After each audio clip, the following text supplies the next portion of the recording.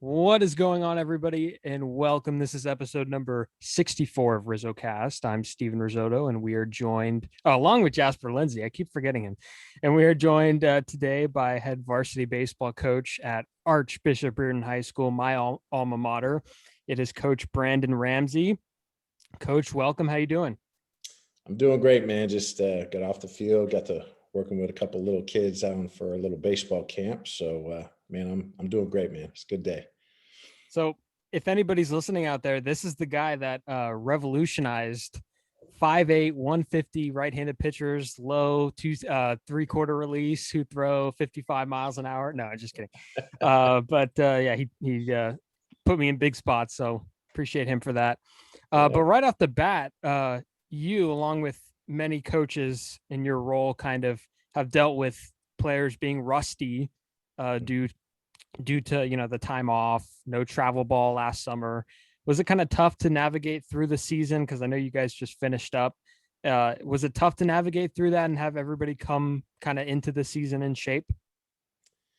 Yeah, man. I mean, I think we looked at this year when it was all said and done, and we went through tons of rotations and just moving guys around, which was a good thing. We got a lot of kids in this year, which is not kind of the normal routine. But like you said, you got guys who were out of shape, guys whose arms weren't in shape. So I remember early on, kind of the bicep soreness and tired arms. So you had to rotate some pitchers in and out.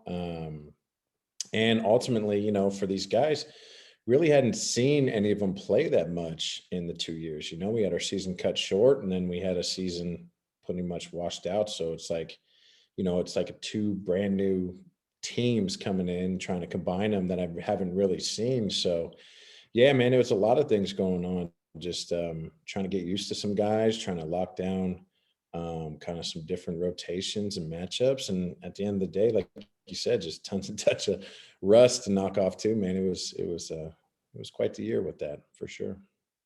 Yeah, and was it strange playing the abbreviated schedule? I mean, especially the teams you'd normally play and with the rust and everything. Yeah, I mean, actually, at the end of the day, we ended up getting in 26 games. I think a normal season is 27. We had to jam it up a little bit. Obviously, we were playing 3-game league weeks, kind of back to back to back. So that was challenging.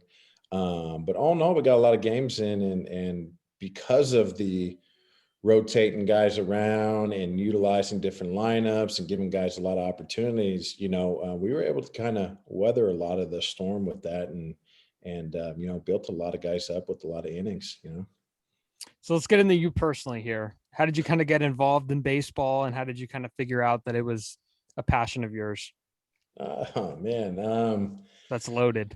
Yeah, I mean, it was just playing ball. Grew up in South City, and just baseball was big, and we played a lot of baseball, and just kind of came up through the ranks. And it was kind of once high school was coming around, I got a friend of mine that was kind of like, "Were you playing baseball?" And I was like, "I'm going to El Camino High School. I'm a South City kid," and they're like, "Oh, you should try out Sarah or whatever," and so I ended up trying it out and just trying to go to the school. I ended up getting accepted there, and my parents thought it was a good thing for me. So got to play at Sarah, played 4 years there, had a decent career there.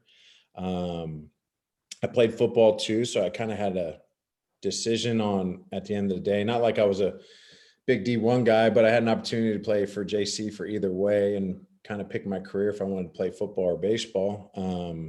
And baseball, I just loved, man. It was my sport. I felt like it was more challenging. Nothing against football, but it was just more challenging to me. And so I ended up playing at Skyline Junior College. Had some good years there. Won our first championship in like 30 years, and I think it was the last. I don't know if they won one since. And got lucky enough to get a scholarship to go play at Lewis Clark State in Idaho. Played for a Hall of Fame coach out there named Ed Sheff. Ended up transferring out of there after my first year to Lee University in Tennessee, which played for another Hall of Fame coach, David Altop. Biggie is what we called him. And got to play some good baseball, man. Got the college life, kind of got some humble pie served to me. Really got to see what it was like. And then all in all, man, my career was ended in a semi-regional game. We lost. It was over. And came home. I started working, trying to make some money. And I got a phone call from Carlos Ramon at El Camino High School. Just like, hey, man, you ever think about coaching? And at the time, I was just like, nah, not really. And he said, sit on it, man. Tell me what you think. And I ended up taking the job at El Camino. And now it's, 15 years later, I've coached high school baseball, junior college baseball, and been blessed enough to be here at Riordan now. So it's been good, man. Yeah, and your guy's been around the game a long time. What were your favorite players growing up? Barry Bonds was my guy, man. Barry Bonds, I was a Giants guy, Giants fan. He was the mecca of baseball. And I just loved watching him play. I appreciated his athleticism, only guy in the 500 club. He's stealing. He was gold gloving.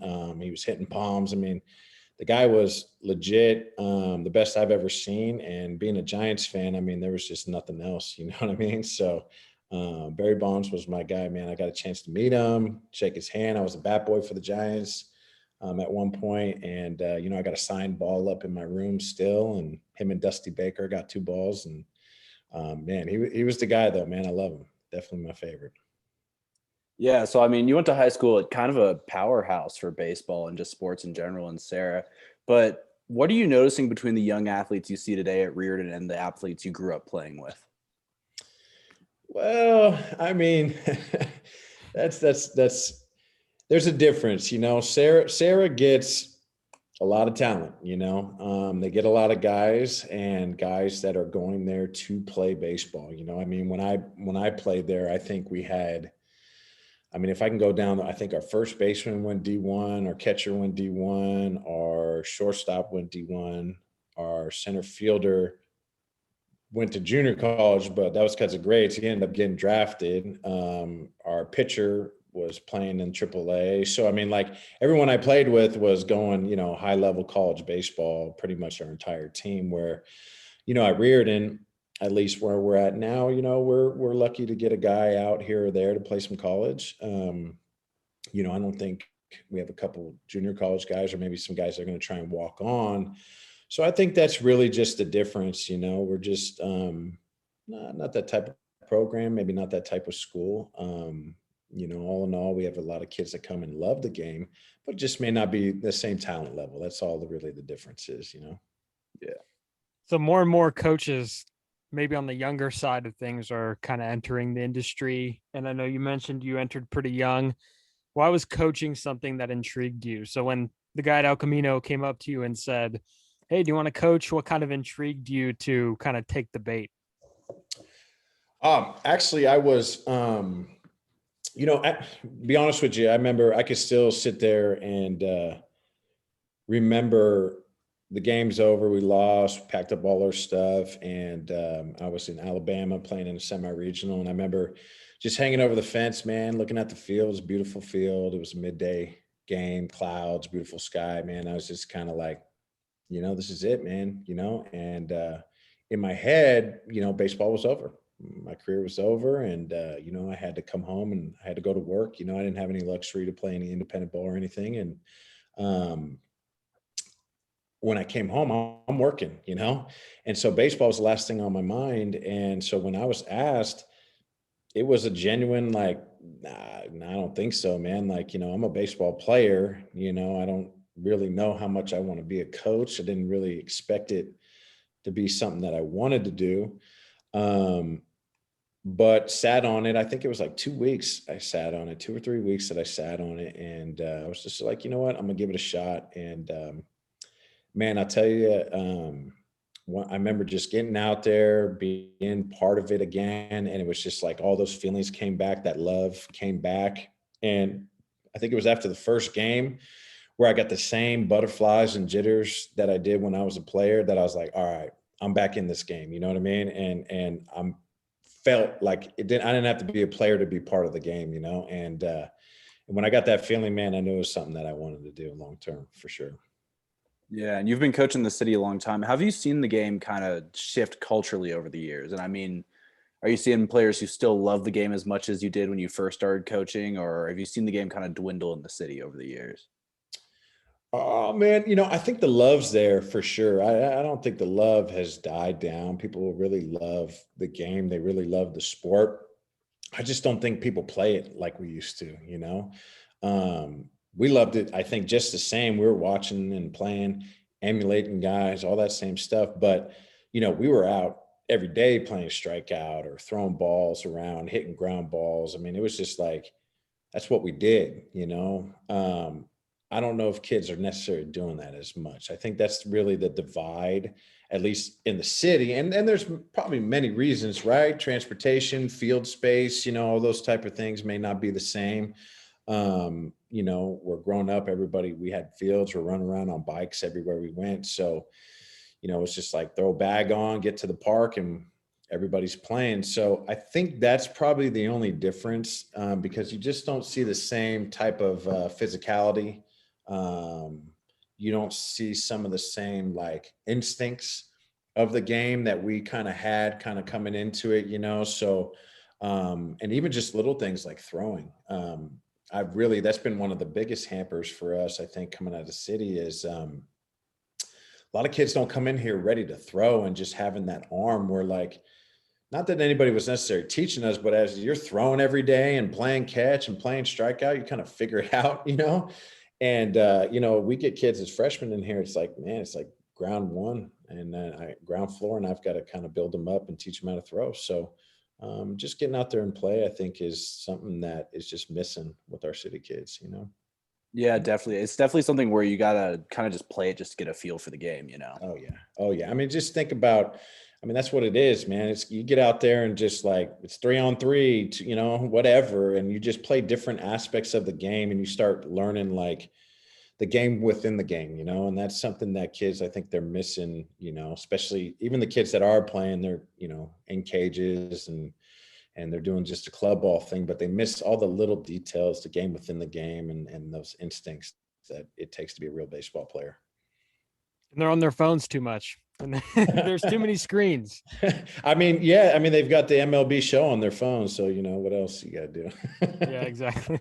And there's a lot of philosophies on like how to get players to buy in, maybe either to your style or the program style. And many coaches kind of roll with the one for all approach. How important is it for you to for you and your team to for you to navigate through all the different personalities that you coach and kind of accommodate accordingly?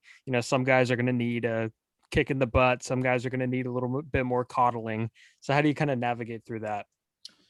There's a book I read, Joe Torre wrote, and I don't remember the title. I'm not good with titles, but I read a lot. I like to read. And Joe Torre was talking about how managing and especially at that point, right, with the big leagues, but I think it still plays down here, is it's not so much managing players and the X's and O's. That's why I try and build a good coaching staff. That's what they're for.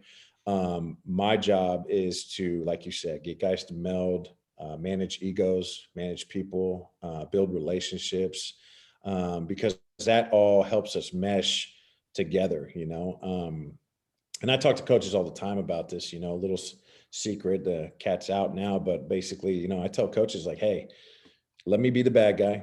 I'm the guy that's going to get the ship right, and we're going to kind of put things in line, and you guys are there to help them and work with them and be there for them and be friends to them. And like what happens is they get the intel, man. They find out what's going on. They know who needs stuff, and then I get it, and then we handle it, and it's a good team effort. It's like a good cop, bad cop, mom and dad, type scenario. But it's a big team effort as a staff to just keep everybody in line and just get people to buy in. And like you said, man, everybody's different.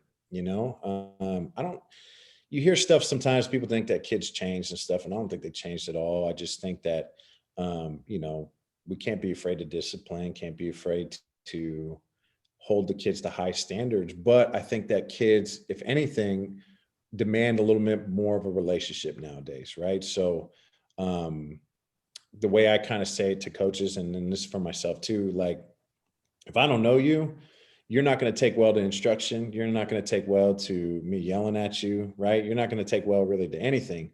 But if we build a relationship, you'll run through a wall for me, right? So at the end of the day, it's just trying to build those, and some take longer than others. Some take a little tweaking. But at the end of the day, if I can get everybody to feel like we're part of a family and they respect me and we have a good relationship, then we can really get a team going. You know what I mean? Yeah, and when you first get the guys out there in the spring and you're watching, evaluating your team, what are some of the big tools that you harp on as a coach? Oh, well, your arm's number one, right? I mean, number one, and like I said, dude, these kids can't even throw, right? So we come in and I've always said throwing is your number one tool, right? Because if you can't throw, I don't really have anywhere to put you, right? I mean, you better be dropping bombs. You better be a big old donkey. Otherwise, I got nowhere to put you, right? So if you can throw, then there's a lot of options for us to kind of get you in, move you around, get some playing time, and teach you the other aspects of the game, right? Arm is a really hard one that if you don't have it, right, it limits you, right? It shrinks you down to maybe left, maybe second, maybe first, right? And then there's some other factors to that. And so when you can throw, man, now we can maybe even pitch you. You can play more positions, right? So it opens the door. And, you know, like we talked about the difference between us and Sarah, right? We have to work rosters in order to be competitive, right? So I need guys to be able to play multiple positions so we can build a team that's, you know, competitive. We don't have guys that walk in and are just catchers or just third basemen. We usually rotate guys around a lot of positions. So if you got that arm, it really helps us out and allows us to kind of, you know, create a more variety of a player for us. Yeah, sticking with just building your roster, how do you kind of evaluate those players who are on the bubble between JV and varsity? You're not sure they're ready for the next step yet, but they're putting out good work and they're showing a lot of heart. Oh man. I think that's a tough one. You know, like I don't like to really send down anybody who's a junior, you know. We usually try and keep them all up. I think the only benefit of ever sending a junior down was if he just really needed the work and would get some innings down there. Or if it was like, if I had a PO, but I really don't get those here either, right? But if I had a PO that could eat some innings down there on JV level, maybe I'd do that. But for the most part, man, we just try and keep them in. You know, I've got a real high loyalty to seniors, you know, so like when I look at my lineup every year, it's like I pencil in seniors almost in every spot.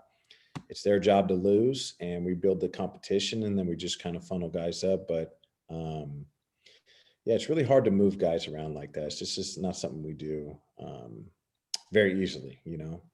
It's hard. So if one of your guys comes up to you and asks, you know, the steps that he could take to make it at a higher level or the next level, what would you tell him? Now you're talking about to get up to varsity, you're talking about to college. College. Let's go college. Oh, college? Well, I mean, at the end of the day, like everything we're building is trying to build these guys for the next level, right? So, and the only thing that really changes, and this is the way I kind of explain it to them, is baseball is really the same game all the way through your career. And especially once you get to 90-foot bases, right? The game doesn't change. The only thing that does change is the speed of the game, right? And so every level you move up from here on out, right? Pitchers throw harder, pickoffs are faster and nicer, right? Throwdowns are coming down harder. People are running faster. Your outfielders cover way more ground where you used to get a single or a double. Guys are tracking those things down, right? Plays are happening faster, double plays, right? So everything just starts to get faster as you move up the level. So what I really try and harp on our guys is like the skill has to be there first before you can play fast, right? So your fundamentals have to be there first before you can speed things up, right? So really what we're doing is trying to build a lot of the fundamentals and lay a groundwork of fundamentals so that they're not thinking. And then when you're not thinking, you can get faster. You know, that's kind of how we build them, right? Is we want the foundation laid out first so you can speed things up. And that's, you know, that's really what it is, man. It's just building the foundation, building the fundamentals, and you can, if you have the base, you can move up from there basically. So in high school, that there's really not a lot of technology when it comes to, you know, looking at video of a guy, like how it is in pro ball or the big leagues. So a lot of your decisions are made with like the eye test and with your gut. What are some of the strategies? And I don't want you to spill the beans on any secrets here, but what are some of the strategies you use to come up with, you're writing down on a lineup card. How do you come up with the perfect lineup 1 through 9 with guys that you're basically only judging with your eyes? Well, from building our own team, you're talking about building our own lineup. Like, well, I mean, we can go both ways, right? Mhm. So building my guys up, I think there's different philosophies on how to build a lineup. There's a lot of things out there, and I think it changes based on kind of your personnel and what you can do, right? So, we don't have a team that is built with a lot of home run hitters, right? We go and play some of these teams like Sarah, right? Midi and so forth.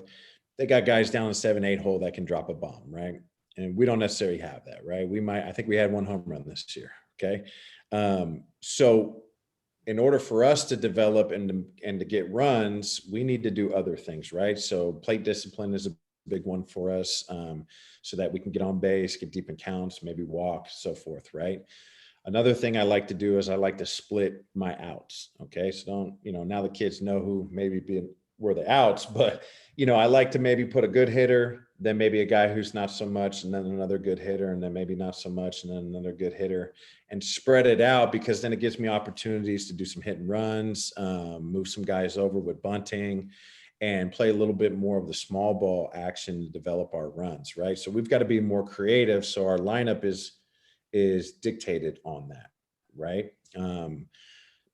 And then other things come into play, right? So I call them log jams. I don't like to put two slow guys behind each other, right? Because then it limits me on the bases. More double plays could happen, right? So you build it out based on your team speed. You build it out on your ability as batters who can handle bats. I mean, everything changes based on your personnel. So, if I had a bunch of boppers, well, then we might go a more traditional lineup, right? If we don't, then we try and spread it out. And it just depends on your personnel, and really you just kind of put them in a place to be successful with what you got, Absolutely. And you coach at one of the few schools in the city that has their own field on campus, but it's also that wind, man. That wind is something else. What goes into like teaching your athletes how that field plays? And once they kind of get a grip of it, do you think it gives you guys an advantage at all? Yeah. I mean, other than, when you get a big lefty up there, it's a short porch, and, Sarah's got like 8 of them. But other than that, no, it's definitely something that we pitch to. We're okay with right-handers trying to pull the ball. So we'll pitch a little bit differently at our place than we might at some other places. Our outfielders are able to cheat in a little bit, knowing that the wind's going to drop and push those balls down. But then they also know how the jet stream plays. So, yeah, I mean, that's our home field advantage for sure. We know how things play. We've kind of got our little sets on how to play those specific areas. So, yeah, it's definitely an advantage. Definitely. So there's a big debate about travel ball and how much usage should be monitored on travel ball teams. Are you a big proponent on travel ball, or do you think that there should be some sort of refreshment period? Like I know I had Coach Jeff on here, and Coach Jeff was saying that there's not a lot of kids playing other sports. There's a lot just sticking to one, and that's baseball. And I guess if you're a position player, it works because you get at bats. But if you're a pitcher, there might be some worrying about, arm usage or whatnot. So are you kind of a big proponent on travel ball? Does it need to be monitored a little bit?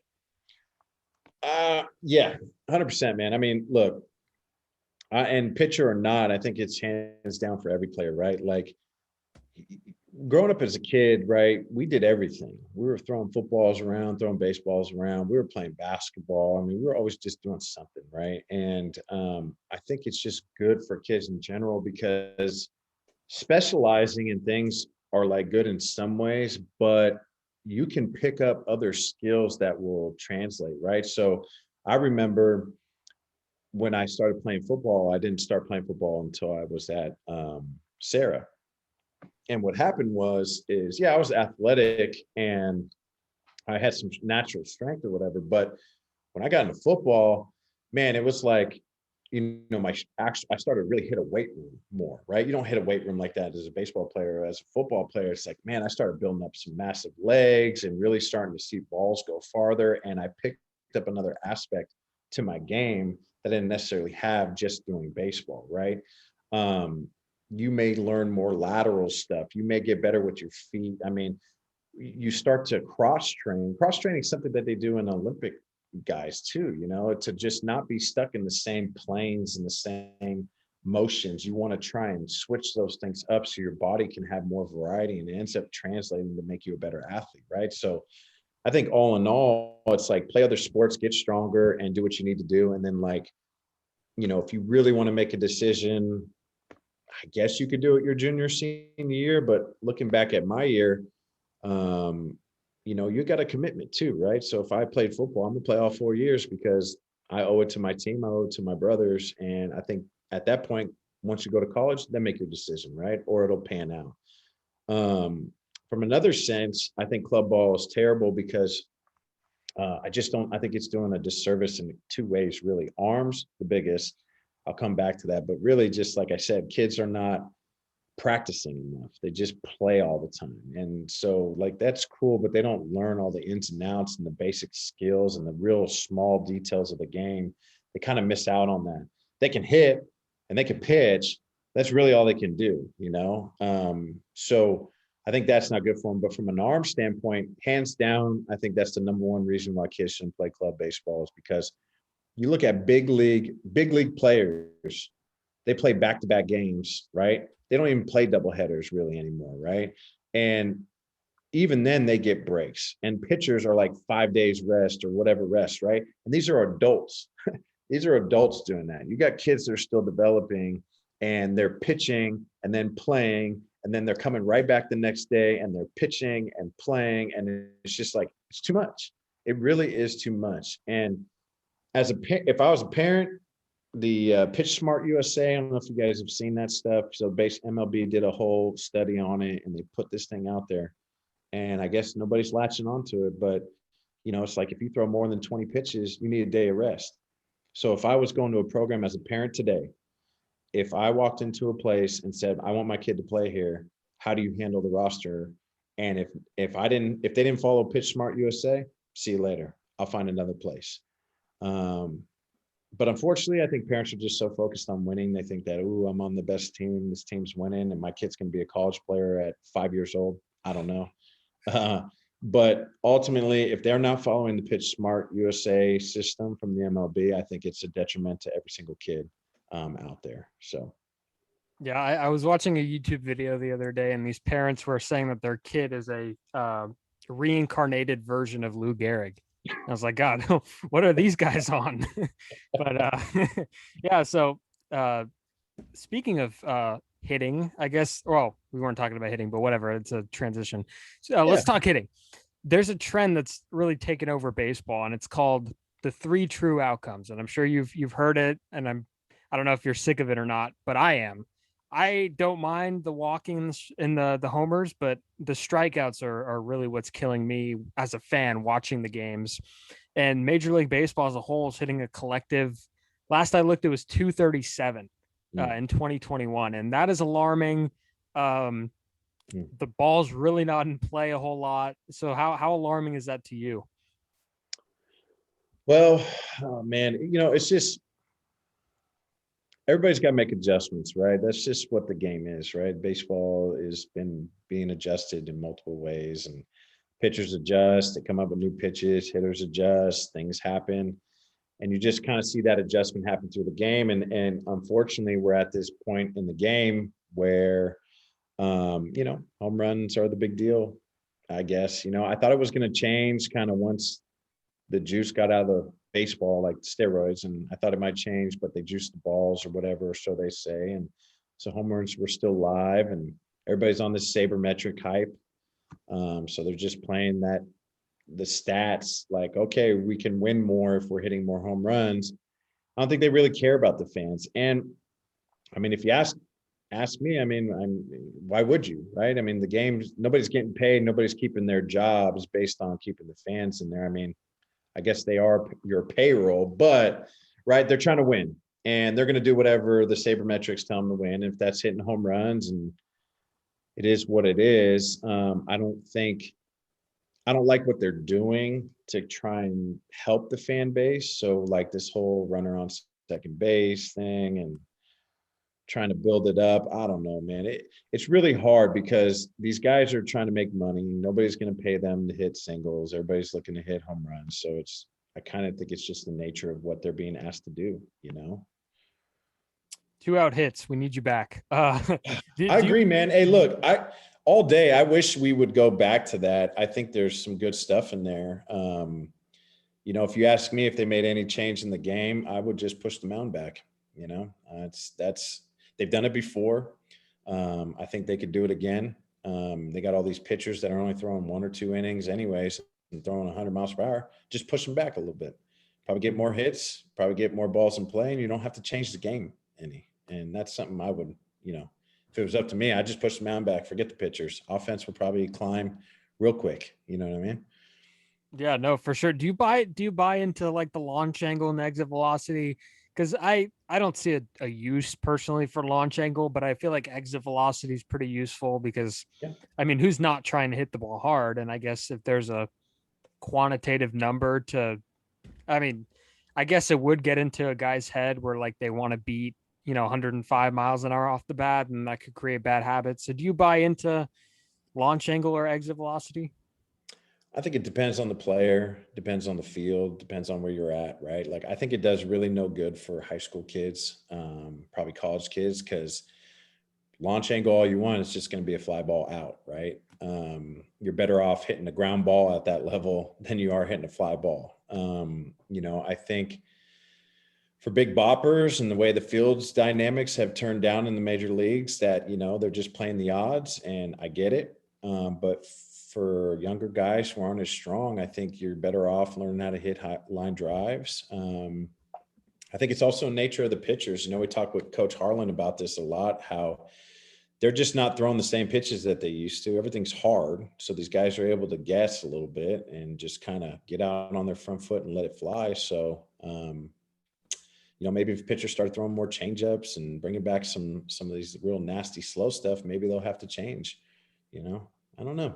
But not for the younger guys. I wouldn't do it. I think it's kind of detrimental to them. Learn how to hit some line drives and get on base, and you'll have a better career and better numbers like that, I think, at least from the lower level. Hayes, with your speed, you should be hitting the ball on the ground. That's what I always think of. Right? Yes. I don't think they were teaching Ricky Henderson that, you know what I mean? Mm-hmm. Yeah, sticking with the comparison between the MLB and the high school level, I mean, we've kind of seen situational hitting kind of become obsolete at the MLB level. And with all your athletes now trying to replicate what they're seeing on TV, how do you go about instilling the value of a high baseball IQ in the field over home runs and big hits? Well, I mean, it's easy on the high school level because if you're not hitting home runs, then you ain't batting really well, and I'll just sit you on the bench, and that's the greatest teacher in the world. You know what I mean? There we go. I mean, it's getting guys to buy into a philosophy anyways. You'll get a guy here or there that thinks they can hit it out of the yard, but failure is the best teacher. So usually what I do is let them fail a little bit.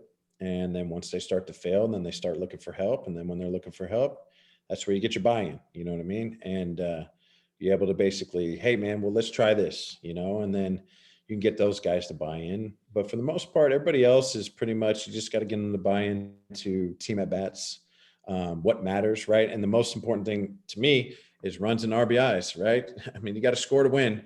And that's what makes an offense. So how are you going to do that, right? Well, you need to get runners on base. You need to do jobs to get them in, right? You got to do the little things to get them in.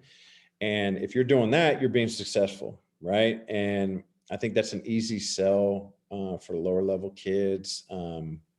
But, it is hard for sure, but maybe it's because, again, I don't have guys hitting balls out of the park every day that I don't have to have that same conversation, but maybe it'd be different if I was at Sarah and I had 10 guys that can hit it out of the ballpark, right? So I think it comes down to personnel and defining your guys, getting to know your guys, and, getting them to buy into a philosophy that works for you. Yeah, and we talked about small ball earlier and just the ability to bunt. And I remember getting to the college level and just being taken aback by how crazy it was with their focus on bunting. Yeah. I mean, do you try and get your athletes to see the importance of bunting, even though it's kind of one of those things where kids are like, oh, I don't want to bunt? Yeah, ask Riz, man. We definitely do, man. I mean, every offensive day we're bunting too. You know what I mean? We're going to do it both. And it's funny too, because I'll tell you what, even though it's kind of become a lost art again, everybody's just cage rats nowadays, right? You watch a guy, usually a good hitter is a good bunter. And it's because a guy that can get in there and just sit down and bunt, right? It's being patient, it's seeing the ball, it's catching the ball, right? Well, the same thing's happening when you're hitting, right? So you got guys that got happy feet and they're scared and they can't get behind the ball and just stay there and bunt. Usually they're the same way when they're hitting too. You know what I mean? So we definitely teach it. It does kind of a two-part purpose for us. One, we obviously have to play small ball, so that helps. But it's a good tool to teach kids how to just read a ball, see a ball, letting it travel. So it does two things for us, getting them to bunt for sure. Yeah, and I know that the slider machine comes out or the cutter, whatever that is. And I mean, I don't know what level it's set at, but I mean, it's tough. It's not easy, but at the end of the day, bunting is going to help you win games. And whenever I think of bunting, I always think of, if a team would score first in the first inning, you would always say, hey, you got to score one. You got to score one anyways. So, no matter what. and bunting's a different. And it's supposed to be hard. You know what I mean? You want it to be hard. I remember playing for Ed Sheff up in Lewis and Clark, man. They used to take these old, the green machines, the up and down ones, right? And they used to put them on a 3-foot riser, okay? And then the machine. And then they would have those things humming like 90 at you, right? So it's like the tallest pitcher you ever seen, throwing as hard as he can. And it's coming out of a machine, so it's never going anywhere, right? And they would just tell us, figure out how to hit it, man. Figure out how to hit it, right? That's like the hardest down angle you're ever going to see. And it's nasty. And you got to go up there and do it. So now you go into a game, and these guys are throwing 85 and it's straight and they're not as tall. It's easy. You know what I mean? So it's meant to be that way. And it just sucks so much to see pitchers go up there and miss, because that's the only thing they do in the cage. I mean, that's like a lot of them, what use is it to even have them up there? Might as well just give them 3 take signs or 2, take signs the whole at bat if they can't bunt. And it just sucks seeing a guy at second base hit a leadoff double, and then the pitcher is the first out of the inning with not getting the bunt down. So that's it's definitely alarming for sure. But you're not an American League guy, are you? I could go either way with it. I mean, I could go either way with letting pitchers. The argument that I won't buy is that, let's keep pitchers healthy. So let's put the DH in. Like, no, that's stupid. If you can't run 90 feet, then you shouldn't be an athlete. I mean, that's seriously how it should be.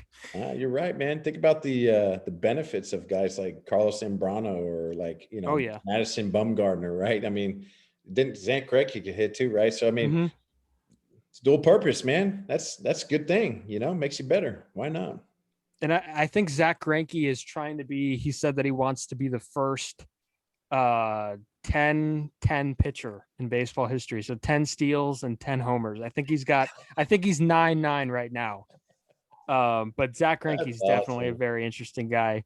And when Zach Greinke hits them, he bat flips. So that leads me into my next point. Bat flipping, I guess like 30 years ago would, get your head taken off. And now it's kind of been promoted by actually Major League Baseball and the let the kids play thing. Where do you kind of stand on bat flipping? Is it, I mean, you're obviously not going to say openly, hey, go throw at this guy because he bat flipped last inning. But, what is kind of the mindset now with bat flipping? Is it part of the game now? Is it still like a little not fun? It's not fun on the receiving end, but where do you stand on the bat flips? Well, I mean, if you let pitchers do some kind of dance after striking you out, maybe it might be, the same, but they don't get to do that, right? So, I guess they get to do pump their fist when they get out of an inning. But I don't know, man. I mean, I think you get away with it now just because you can't throw at anybody anymore. You know, I don't think anybody really likes it, but now they're so hard on guys throwing at people with automatic ejections and stuff that I think they just get away with it. And because they get away with it, they get to do what they get to do. I don't care for it really, man. I mean, it's like, it's just one home run. I mean, if it's a walk-off or something cool like that, okay. Like, I get it. You won, right? But if you go up there and, you hit a home run and that's all you did, you could still lose that game. So to me, it kind of looks stupid if you're bat flipping like you did something crazy and then you lose the game 2 innings later. It kind of looks stupid to me. So I guess it depends on the situation, maybe or get thrown out at second. Yeah. I mean, so I don't know, man. I think it's a little showboating. And that's one thing I've always liked about baseball is it's, it's kind of a gentleman's game and certain line of respect there. And I think it's something that's carried over for a long, long time. And the traditions, I respect that and I think they should stay. So, I guess it depends. Not my favorite. Yeah. So, I mean, just sticking with this talk of the unwritten rules and traditions, like say you have a kid who hits a 3-0, swings on 3-0, hits a walk-off. Is he running laps the next day?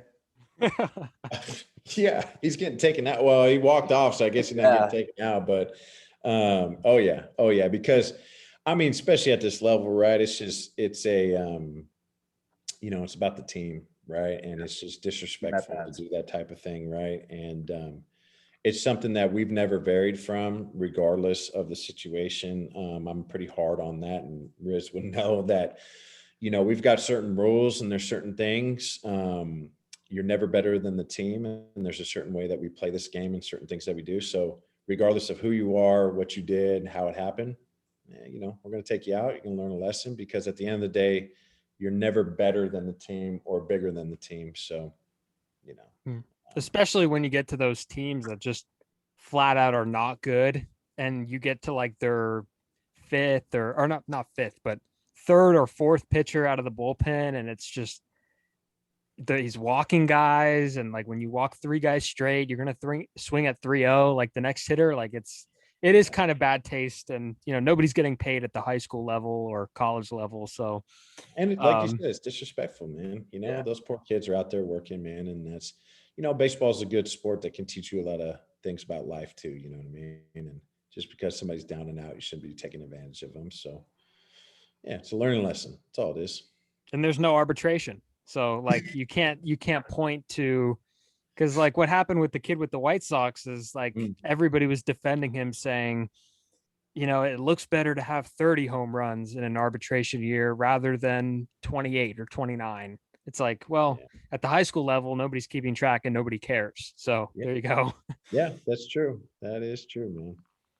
All right, Coach, I appreciate you joining us. This was a lot of fun, and we got a lot out of it talking baseball. Nice, man. Appreciate it, guys, man. All right, go ahead and follow the podcast. We're on Spotify, Apple Podcasts, YouTube, wherever you find your podcast, and you could follow us on Twitter and Instagram. All right, enjoy the rest of your day, everybody. And I don't know. I never know how to sign off on these. I'm just, it's so bad. All right, have a nice day. We're ending this.